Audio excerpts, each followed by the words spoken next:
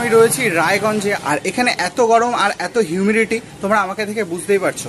আর সঙ্গে নিয়ে নিয়েছি রেড বুল। না, আমি রেড বুলের কোনো প্রমোশন করছি না, জাস্ট নিজের এনার্জিটাকে বাড়ানোর জন্য রেড বুল খাচ্ছি, কিছু করার নেই। তো চলো আমি রেড বুল খেতে থাকি আর তোমরা ভিডিওর সঙ্গে থাকো।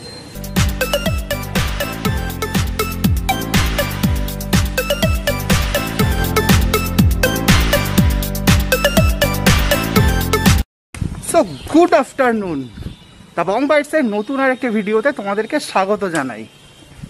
আর এই মুহূর্তে যা গরম, মানে রায়গঞ্জে যা গরম, মানে পাগল হয়ে যাচ্ছি। তোমরা আশা করি দেখে বুঝতেই পারছো। আর জাস্ট কিছুক্ষণ আগেই কিন্তু আমি একটা রেড বুল খেয়ে নিজেকে রিচার্জ করে নিলাম, কারণ আমাকে এখনও অনেক কাজ করতে হবে, আরও অনেক কাজ বাকি রয়েছে। তো সেই কাজগুলো কমপ্লিট করতে হবে, মানে কর্মসূত্রে কিন্তু রায়গঞ্জে আসা। তো চলো ভিডিওর সঙ্গে থাকো, যেরকম হবে আমি তোমাদেরকে সেরকম দেখাতে থাকবো।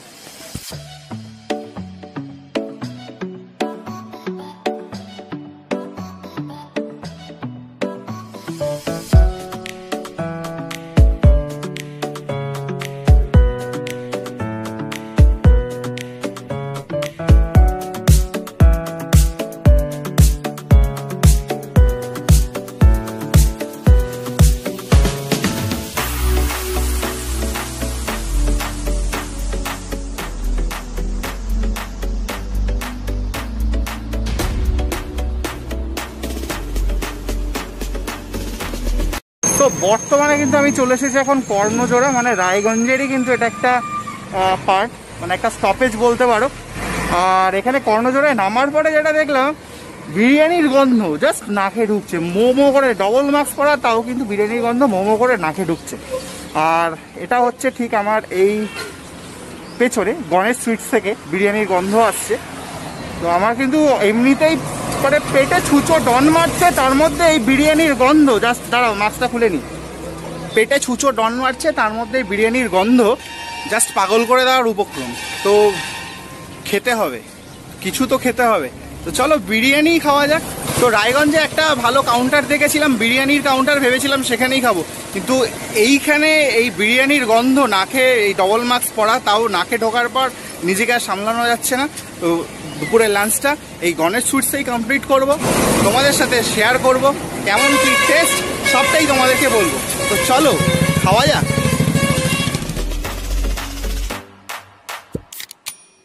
ফাইনালি কিন্তু আমি চলে এসেছি গণেশ সুইটসের একবারে রান্নাঘরে, আর এখানে আমি বিরিয়ানি খাবো। আর এখানে যেটা এসে জানতে পারলাম, এখানে বিরিয়ানিটা কিন্তু বানানো থাকে, বাট ওনারা যেটা বললেন যে বিরিয়ানিটাকে আরও আরেকবার প্রিপারেশন, মানে সার্ভ করার আগে আরেকটা প্রিপারেশন করে দেয়। তো সেটাই কিন্তু আমি তোমাদের সাথে তুলে ধরবো। তো চলো ভিডিও দেখতে থাকো।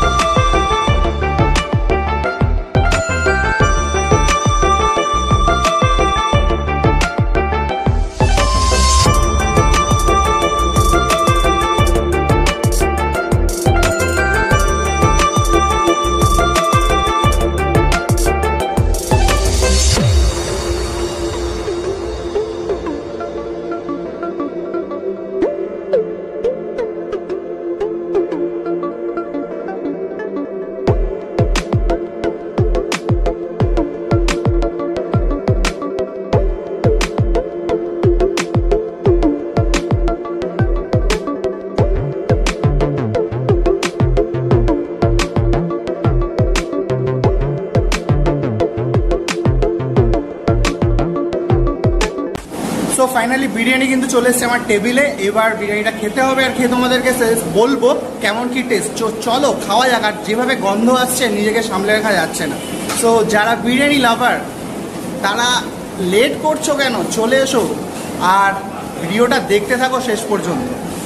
এই হচ্ছে বিরিয়ানির কোয়ান্টিটি, যেটা কিন্তু তোমরা দেখতে পাচ্ছ। আর এখানে যে টেক্সচারটা করা হয়েছে মানে ডেকোরেশনটা তোমরা দেখো, জাস্ট অসাম লাগছে কিন্তু। মানে আমি কিন্তু এর আগে অনেক বিরিয়ানি খেয়েছি অনেক জায়গায়, বাট এইভাবে ডেকোরেশন কিন্তু কোথাও কখনো আমি পাইনি। তো চলো বিরিয়ানিটা খেতে হবে আর খেয়ে তোমাদেরকে বলবো কেমন টেস্ট। একটা গন্ডগোল হয়ে গেছে, সেটা হচ্ছে পুরো ভিডিওটা আমি বকে গেলাম, মাঝখানে আমি রেকর্ডিংটাই অন করিনি। সো আবার তোমাদেরকে দেখাবো। তো টেক্সচারটা তোমরা দেখে নিয়েছো, আশা করি তোমাদেরকে বলতে হবে না। টেক্সচারটা তোমাদেরকে দেখিয়েছিলাম, এরকম একটা সাইজের চিকেন দেওয়া হয়েছে, যেটা মানে ওজন প্রায় 100 গ্রামের কাছে, মানে অর্ধেক চিকেন তোমরা দেখতে পাচ্ছ খাওয়া হয়ে গেছে। মানে আমার লাস্টে গিয়ে মনে পড়ে আমি দেখছি যে আমি রেকর্ডিংটাই করিনি। তো চিকেনের এরকম নরম, চিকেনটা যথেষ্ট নরম এবং জুসি টাইপের চিকেন কিন্তু এখানে রয়েছে, তোমরা দেখতে পাচ্ছ। একটা লেগ পিস দেওয়া হয়েছে যেটা আমি পছন্দ করি। ডিমটা রয়েছে, ডিমটা কিন্তু এরকম সেদ্ধ ডিম দেওয়া হয়নি, এখানে কিন্তু একটা ভাজা ডিম দেওয়া হয়েছে। এই হচ্ছে ডিম। তো ডিমের মতোই হয়, এটাকে রিভিউ করার কিছু নেই। আর যেটা রয়েছে আলুটা আমি দেখো কেটে ফেলেছিলাম, ঠিক আছে। তো আমার বললাম যেটা আমি অর্ধেক রেকর্ডিংটাই করিনি। তো এই হচ্ছে আলু। তো আলু কিন্তু যথেষ্ট নরম রয়েছে। তো আর বিরিয়ানির যে চালটা ইউজ করা হয়েছে, চালটা কিন্তু এরকম ঝুরঝুরে টাইপের চাল ইউজ করা হয়েছে, তোমরা যেটা দেখতে পাচ্ছ। চালের মধ্যে যেটা দেওয়া হয়েছে ঝুড়ি ঝুড়ি করে পনির দেওয়া হয়েছে, ঠিক আছে। তো এটা আমি এর আগে কলকাতার অনেক বিরিয়ানি ট্রাই করেছি, যেখানে কিনা আমি কিন্তু কোথাও পাইনি। তো চলো বিরিয়ানি খাবো, আর সেটা হাতে না খেলে ঠিক ভালো লাগে না।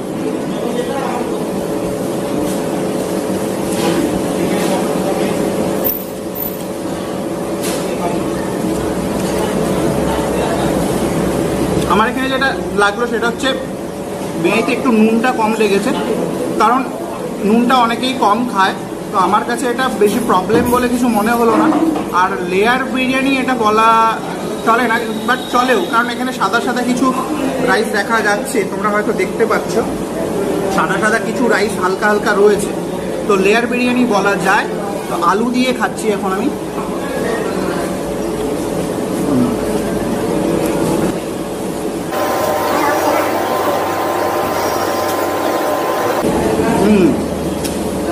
এখানে আরও একটা জিনিস পাওয়া গেছে, সেটা হচ্ছে এই যে কিশমিশ। তো বিরিয়ানিতে কিশমিশ প্লাস দেখলাম, তোমরা হয়তো সমর্দার বিরিয়ানি দেখেছো যেখানে কিনা কাজু ইউজ করা হয়, বাট এই বিরিয়ানিতে কিন্তু কিশমিশ ইউজ করা হয়েছে। কাজুও রয়েছে, আমার মুখে কাজু পড়েছে। এই যে কাজু, এই যে কাজু, ঠিক আছে। তো কাজু, কিশমিশ, পনির, কত কি পেলাম এখানে।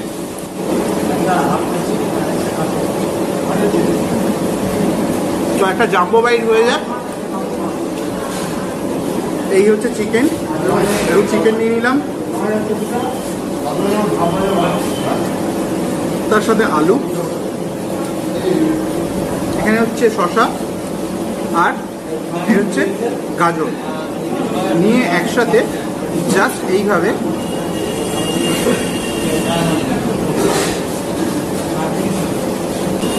আর যেহেতু এখানে পনিরটা ইউজ করা হয়েছে, তো এখানে বিরিয়ানির টেস্টটাই কিন্তু চেঞ্জ হয়ে গেছে। আর আমি তোমাদেরকে বলবো, যারা একটু স্পাইসি বিরিয়ানি পছন্দ করবো, মানে তেল ফেল জাতীয় একটু বিরিয়ানি পছন্দ করো, তাদের কিন্তু এই বিরিয়ানিটা খুব ভালো লাগবে। কারণ হচ্ছে এখানে কিন্তু যথেষ্টই তেল বা ঘি ইউজ করা হয়েছে। বাট তোমরা এখানে বলে দিতে পারো ওনাদেরকে যে তেল বা ঘি কম ইউজ করার জন্য, যারা তেল বা ঘি কম খেতে পছন্দ করো। তো চলো আমি খেয়ে নিই, তারপর তোমাদের সাথে কথা হচ্ছে।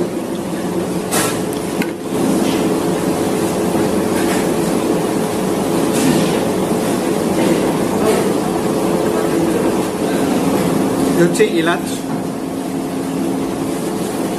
সঙ্গে দারচিনিও পাওয়া গেছে। আমার খুব খারাপ লাগছে যে পুরো বিরিয়ানিটা কিন্তু আমি এখানে খেতে পারলাম না, জাস্ট ডিমটা আর হচ্ছে চিকেনটা কিন্তু আমি খেয়ে নিয়েছি। এই হচ্ছে চিকেনের হাড়, তোমরা দেখতেই পাচ্ছ। ডিম আর চিকেন খেয়ে নিয়েছি, আলুটা খেলাম না, যেহেতু ওটা ওই পার্টটা একটু শক্ত রয়েছে।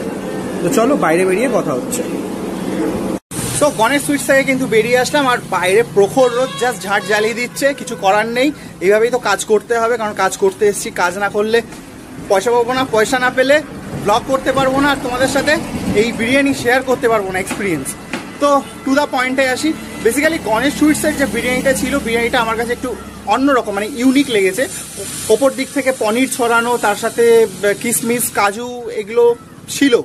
বিরিয়ানিটা একটা এক্সপিরিয়েন্সটাই একটু অন্যরকম। আমার যারা একটু রিচ বিরিয়ানি পছন্দ করো তাদের কিন্তু এই বিরিয়ানিটা ভালো লাগবে, বাট আমার এই বিরিয়ানিটা অতটা ভালো লাগেনি, অ্যাভারেজ লেগেছে।